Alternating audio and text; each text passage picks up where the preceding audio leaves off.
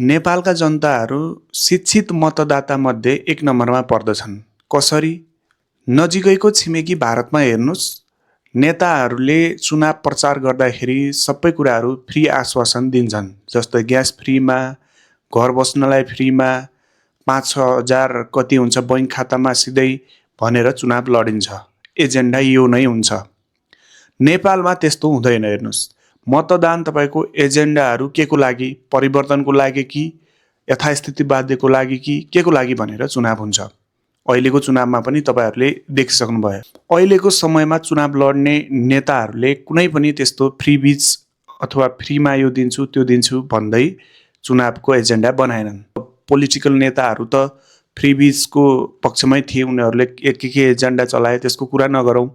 अहिलेका नेताहरू, युवाहरूले चाहिँ फ्रीमा यो दिन्छु त्यो दिन्छु भन्दै चुनाव लडेका होइनन्।